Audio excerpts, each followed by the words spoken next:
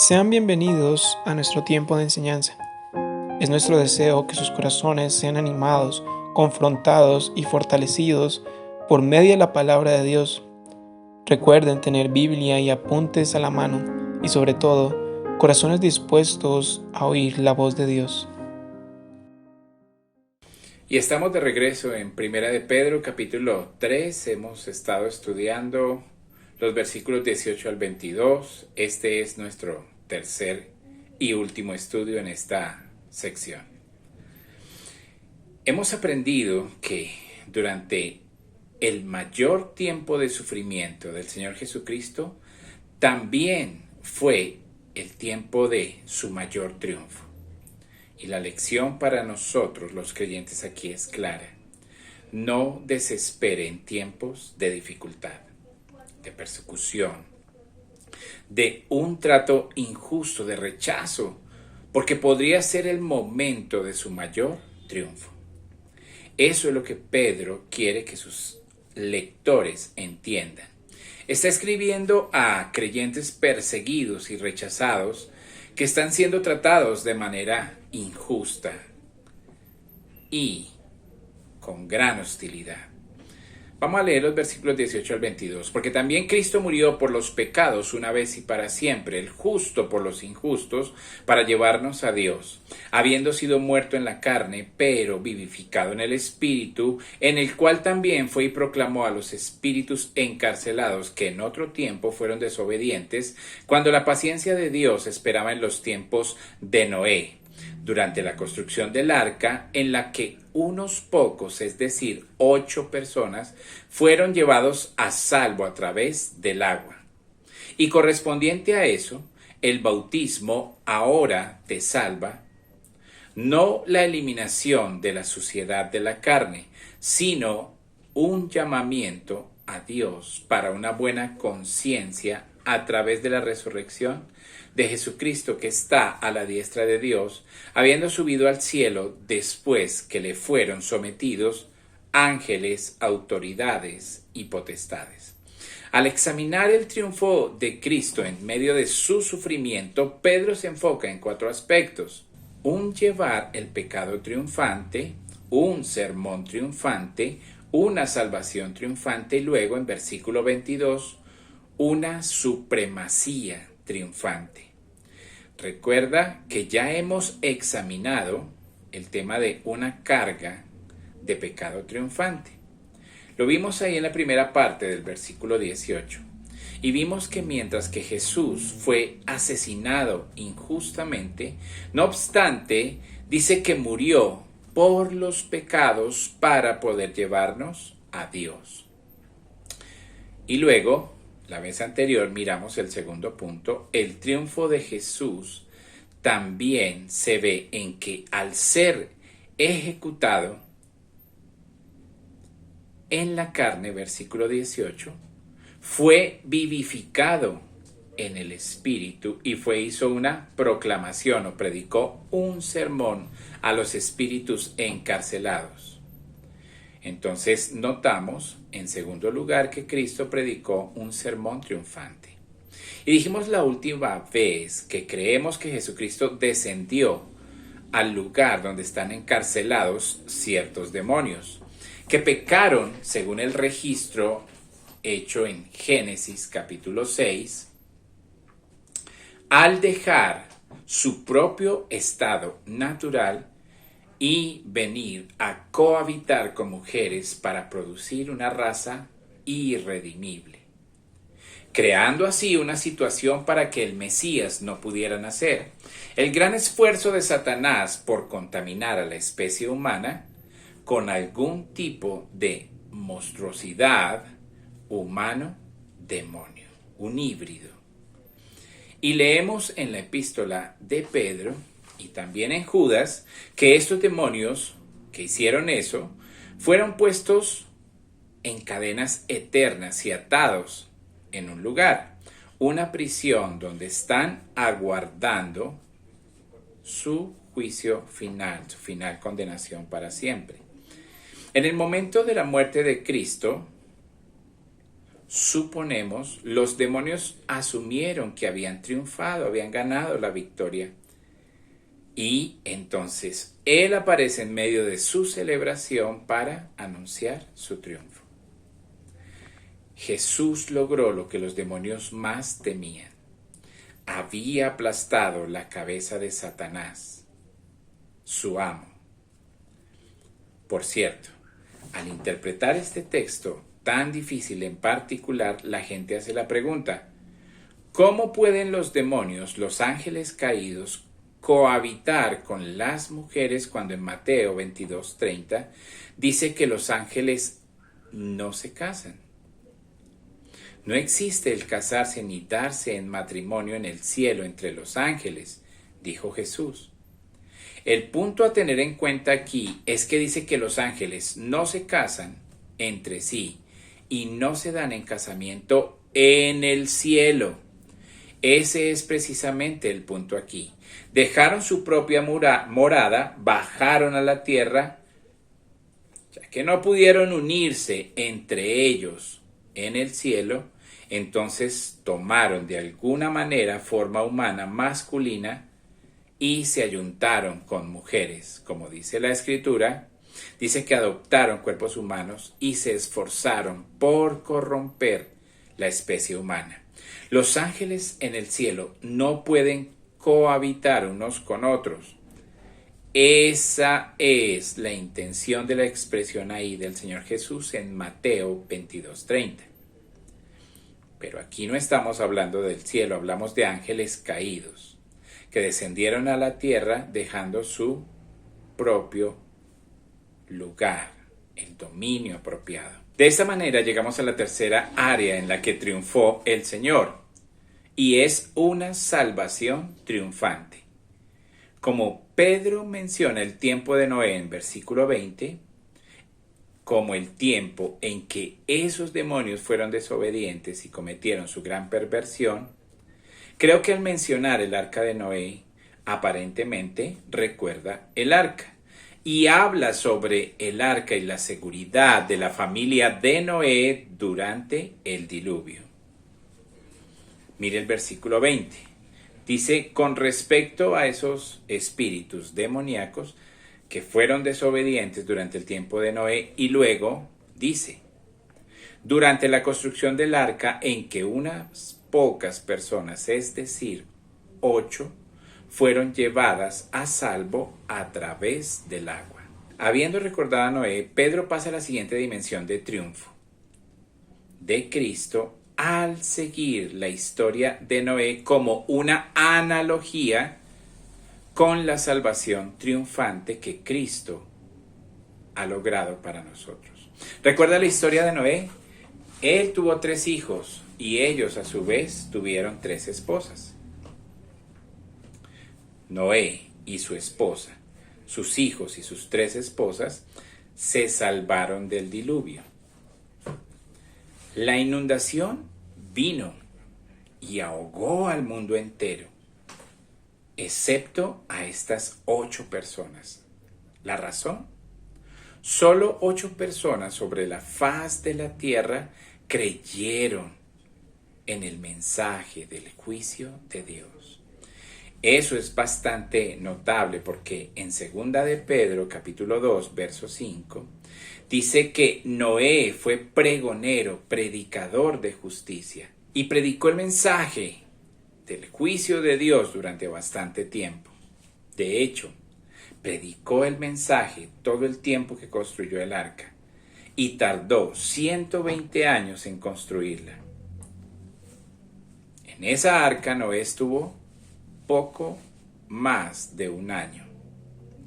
Imagine esto, predicar durante 120 años sobre el juicio venidero de Dios y al tiempo estar dando una lección visible mientras construía el arca. Y al final de esos 120 años, nadie fuera de su familia creyó. Pero para los 8 que creyeron, el arca fue un medio de su liberación del juicio. Mientras estuvieron en el arca, estuvieron a salvo. Y recuerda cuando vino el diluvio, el arca flotó y esas 8 almas, entre todo ese resto de humanidad sobre la faz de la tierra, se salvaron. Podemos decir que el arca los llevó de un mundo de maldad e iniquidad a una nueva vida. De hecho, pasaron por el juicio al estar dentro del arca sin ser tocados. La lluvia arriba de ellos, la inundación, ¿se acuerda? Se rompieron las fuentes de la tierra, abajo de ellos brotó el agua. Ellos estuvieron en medio del juicio, pero no fueron tocados porque estaban seguros en el arca. Para Pedro, esa es una imagen de nuestra salvación. Note el versículo 21, y correspondiente a eso. Detengámonos ahí. Él ve eso como una analogía, correspondiente a eso, parecido a eso. Esto es lo que llamamos un antitipo. Ese término, usado en el Nuevo Testamento, básicamente tiene la idea de usar algo terrenal para ilustrar una realidad celestial. Es un símbolo, una imagen o un patrón o una analogía de una verdad espiritual. De alguna manera, el hecho de que 8 personas estuvieran en un arca y pasaron por el juicio y sin embargo no fueron tocadas, es una analogía a la experiencia cristiana de la salvación. Ahora alguien dirá, ¿cuál es el antitipo? ¿El arca o el agua? Sí. La respuesta es sí a ambas opciones. Si desea enfatizar el agua, puede hacerlo, ya que el agua es neutral y también es antitipo. La idea completa es que así como estas personas en el arca pasaron por las aguas del juicio, así el creyente es llevado con seguridad a través del juicio, el juicio de Dios. Y correspondiente a eso, el bautismo ahora te salva. Ahora, si cambiamos la palabra bautismo y decimos la inmersión ahora te salva, eso nos marca el inicio para comprender el significado aquí. Aclaremos desde el principio que no creo que hable del bautismo en agua, porque el bautismo en agua no salva. No creo que esté hablando simbólicamente del bautismo en agua. Creo que está hablando de la inmersión en un arca de seguridad que atravesó por el juicio.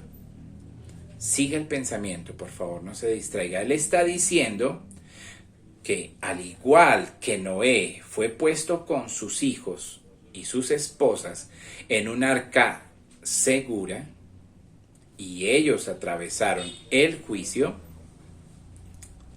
realmente no escaparon al juicio, fueron preservados en medio del juicio e ingresaron en una especie de arca protectora que los llevó a través del juicio. Fueron puestos en las aguas del juicio. Las aguas del juicio cayeron sobre ellos, pero fueron resguardados en un refugio seguro. Y él dice que nosotros, como creyentes, somos puestos en medio de las grandes aguas del juicio de Dios, pero al igual que Noé y su familia, nosotros estamos seguros. Tenemos un refugio seguro contra ese juicio. Ahora, ¿de qué bautismo está hablando? ¿Qué refugio de seguridad? Versículo 21. No la eliminación de la suciedad de la carne. No está hablando del bautismo en agua. No habla de ningún ritual, entiéndalo. Habla de un llamado a Dios por una buena conciencia a través de la resurrección de Jesucristo.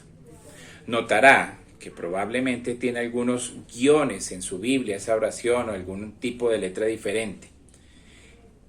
Esto debería leerse si se omite esa declaración calificativa en el medio, debería leerse así. Y correspondiente a eso, el bautismo ahora te salva mediante la resurrección de Jesucristo. El resto en la declaración son solamente calificativos. Es un bautismo que lo salva, pero ¿qué bautismo? El bautismo en la muerte y la resurrección de Cristo, ese es el punto. Como ese diluvio fue un juicio que expresó la ira de Dios sobre la tierra, allá registrada en Génesis, y ese diluvio mató a todos en la tierra y sin embargo 8 personas sobrevivieron, aunque esas 8 estaban sumergidas en el juicio, fueron resguardadas en el arca de seguridad. El juicio de Dios vino sobre Jesucristo. Por favor, sígame concentradito. El juicio vino sobre Jesucristo y el creyente atraviesa por ese juicio en Cristo, pero sobrevive, protegido en el arca que es Cristo, el arca de seguridad. Y el creyente entra en su muerte, sepultura, y sale con él en la resurrección. Eso es lo que dice aquí Pedro. Dice Pedro, no hablo de bautismo en agua, ni literal ni metafóricamente. No es la eliminación de la suciedad de la carne.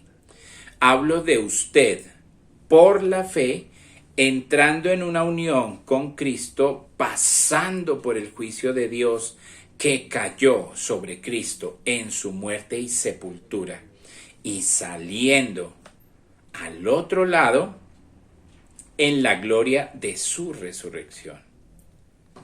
Así también, dice Pedro, el creyente ha pasado por el juicio de Dios y ha salido del otro lado protegido, por así decirlo, en Cristo, el arca de seguridad. Y los 8 en Génesis dejaron el mundo del pecado y atravesaron un diluvio de juicio.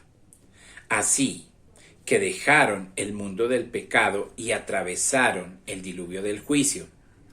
Como el arca, en cierto sentido, era una tumba y había un cierto tipo de muerte para el mundo cuando entraron en ella y fue sellada por Dios.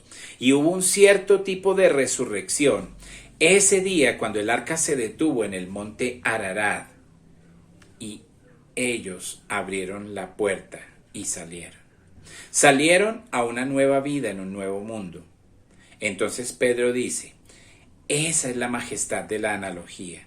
Cuando por la fe entro en el arca de seguridad en Cristo, entro en una especie de ataúd, porque muero en él. Y un día saldré en su resurrección a vivir una nueva vida. Ese es el tipo de inmersión de la cual habla Pedro. Sí, eso está representado en el bautismo en agua. Eso lo entendemos. Pero Pedro no está hablando en esta ocasión de bautismo en agua. Por eso dice explícitamente la frase, no la eliminación de la suciedad de la carne. El bautismo en agua entonces es otro tema.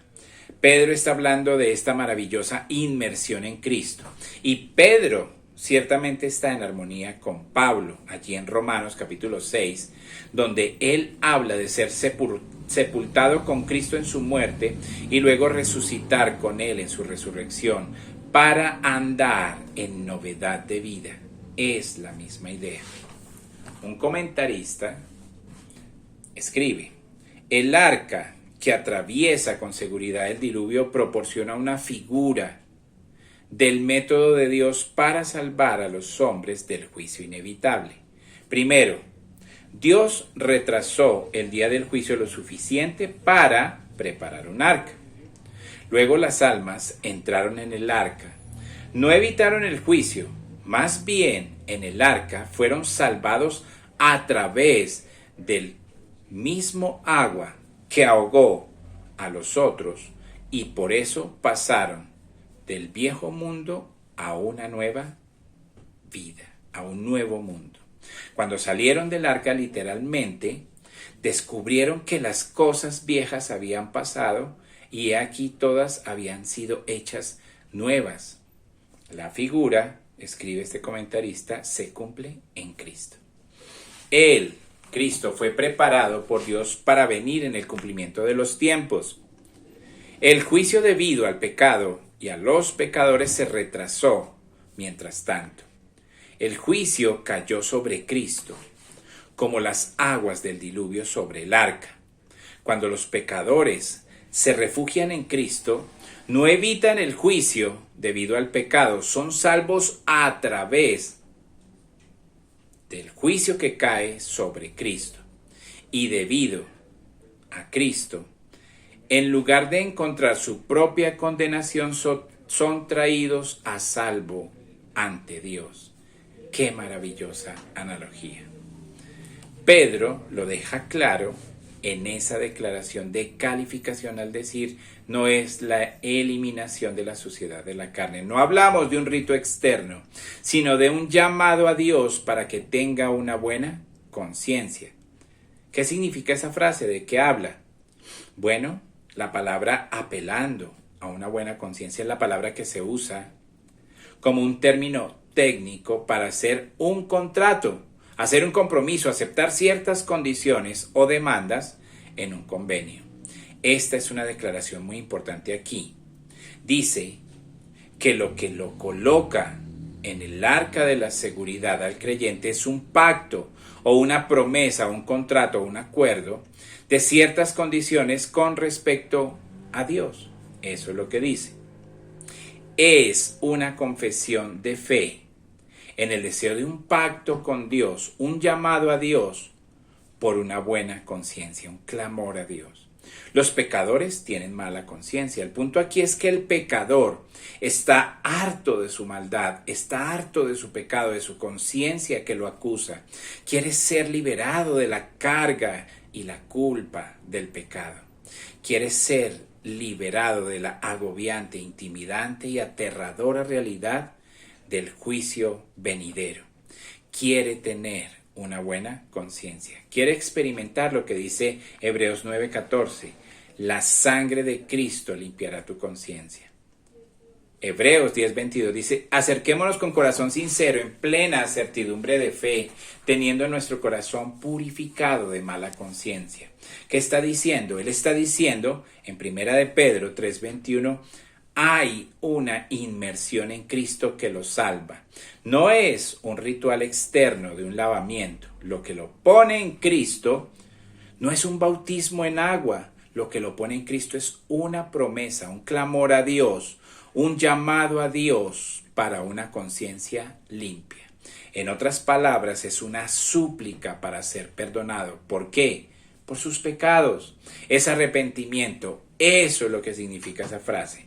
¿Qué lo salva? No el bautismo en agua, sino la inmersión en el arca de la seguridad que es Cristo, en quien atraviesa por la muerte y la sepultura y en la resurrección el juicio, todo el juicio de Dios en el proceso de muerte y sepultura cae sobre Cristo, cae sobre el arca y no sobre usted.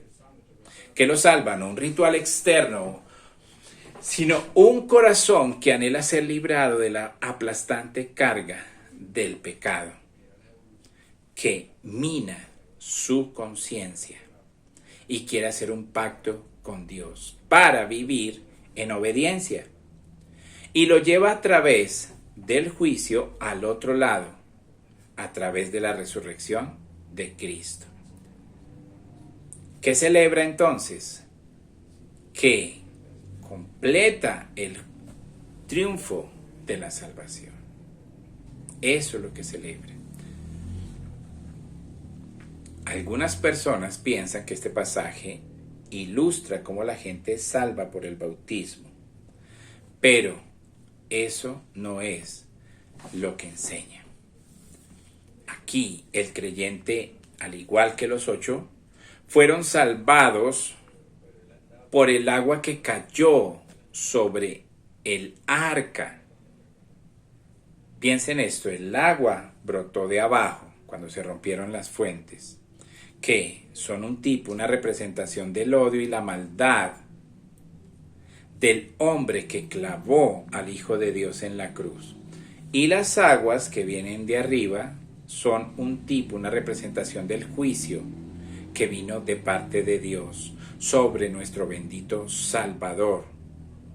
Y todo eso Él lo llevó en la cruz. Sí, esas aguas tipifican las olas del juicio que levantó a Cristo, nuestra arca de seguridad, sobre la cruz. Es por esa obra redentora que somos salvos. Esas aguas de juicio cayeron sobre Cristo, no sobre nosotros. Igual que Noé y su familia, nosotros los creyentes estamos seguros en Cristo. Somos salvos por el bautismo de juicio que Cristo experimentó en el Calvario, no por el bautismo en agua. El texto en Primera de Pedro no dice que somos salvos por el bautismo, dice que el bautismo es una figura. Tanto el arca de Noé como el bautismo prefiguran la misma cosa. ¿Qué es lo que representan? La obra de Cristo, que cargó con nuestros pecados y resucitó victoriosamente de entre los muertos. Así ve en la cruz el triunfo. No solo se nos da una triunfante carga de pecados y un sermón de triunfo, sino también una triunfante salvación. Se da cuenta que mientras que el infierno arrojaba a Cristo toda su furia y veneno, y mientras los hombres malvados de este mundo, que lo querían muerto, arrojaron todo su odio contra él, mientras todo ese odio clavaba a Cristo en la cruz, él estaba obrando en favor de todos los redimidos de todos los tiempos, convirtiéndose él mismo en el arca de seguridad. Y todos ellos en él pasan por el juicio sin una gota que los toque. Gloriosa verdad. Y debido a nuestra unión con Cristo estamos seguros en Él y salimos al otro lado mediante la resurrección de Jesucristo. De hecho, nos proporcionó una salvación triunfante. Finalmente, cuarto punto, Pedro mira a la cruz. Él no solo ve un llevar triunfante de pecado y la predicación de un sermón de triunfo a los demonios derrotados, él ve una salvación triunfante, cumplida, cuando Cristo mismo sufre todo el fuego del juicio y todo el odio de los demonios y todo el odio de los hombres. Él es un arca de seguridad para todos los que creen por todas las edades. Pero Pedro va más allá, llegamos al cuarto punto. La supremacía triunfante, versículo 22. Este Jesucristo resucitado, que está a la diestra de Dios, habiendo subido al cielo después que le fueron sometidos ángeles, autoridades y potestades. Esta es la nota final del triunfo. ¿Quién está a la diestra de Dios? Tengo que decirles que a lo largo del Antiguo y el Nuevo Testamento, y durante toda la eternidad, la diestra de Dios es siempre vista como el lugar de la más alta preeminencia. La diestra de Dios es el lugar de la fuerza, de autoridad, y simplemente dice que cuando Jesús cumplió su obra en la cruz, fue exaltado a la diestra de Dios, el lugar de prominencia, honor, majestad, autoridad y poder. Hebreos 1:3 habla del Hijo de Dios, es decir, de Cristo, y dice que Él es el resplandor de la gloria de Dios y la representación exacta de la naturaleza de Dios. Y luego dice, Él sostiene todas las cosas con la palabra de su poder. Y mira esta maravillosa declaración que sigue. Cuando hubo hecho la purificación de los pecados, se sentó a la diestra de la majestad en las alturas. Ahí está presente el mismo pensamiento. Está igual ahí en Hebreos capítulo 10, versículo 12. Miremos Hebreos 12:2 también dice, puestos los ojos en Jesús, el autor y consumador de la fe, quien por el gozo puesto delante de él sufrió la cruz, menospreciando la vergüenza, y se ha sentado en el trono de Dios. Romanos 8:34 tiene la misma idea. En Hechos, capítulo 1, verso 11, dice que Jesús fue llevado al cielo en una nube. Hebreos repite una y otra vez el hecho de que ascendió al cielo donde está sentado. En Hebreos 6:20 dice que él ha entrado, habiendo sido hecho sumo sacerdote para siempre, y por supuesto él está intercediendo por nosotros. Ahora, el punto principal de lo que se ha dicho es este: tenemos tal sumo sacerdote que se ha sentado a la diestra del trono de la majestad en los cielos. Hebreos 9:24 dice que Cristo no entró en un lugar santo hecho por manos, una mera copia del verdadero, sino en el cielo mismo, ahora para presentarse en la presencia de Dios por nosotros. Y entonces, cuando Jesús fue a la tumba y salió de la tumba, ascendió al cielo. Y eso habla de que Cristo es supremo al triunfar. Cada rodilla se doblará ante Él. ¿Y qué hace allí a la diestra del Padre, en ese lugar de autoridad y poder? ¿Intercede por quién? Por nosotros. Debido a que Él está dispuesto a someterse a sí mismo, Dios lo exaltó hasta lo sumo, y fue a través de su sufrimiento que Él triunfó. Y ahora Él está en el lugar de supremacía sobre todos los seres. Por eso dice el versículo 22, después que le fueron sometidos ángeles, autoridades y potestades. Creo que aquí Pedro mira atrás, no solamente al momento en que descendió a la prisión y declaró su triunfo y anunció su victoria, sino al hecho de que fue a través de la cruz y la resurrección que todos esos seres espirituales, ángeles, autoridades y poderes, le fueron sometidos. Todos los rangos de seres espirituales están sometidos a Cristo. Él es preeminente. Mire Efesios 1, 20 y 21. Dice, estoy seguro de que lo hará. Dice que Cristo fue levantado de entre los muertos, sentado a la diestra de Dios en los lugares celestiales, muy por encima de todo poder y autoridad, de todo dominio, de todo nombre que se nombra, no solo en este siglo, sino también en el venidero, y puso todas las cosas en sujeción bajo sus pies. Fue a través de su sufrimiento y la obediencia del sufrimiento que Dios lo exaltó a lo sumo. Y cada ser es alineado en rango debajo de él. Ese es un término militar. Fue a través del sufrimiento injusto que Cristo encontró el camino del triunfo. Fue a través del sufrimiento injusto que Cristo obtuvo su gran y gloriosa victoria.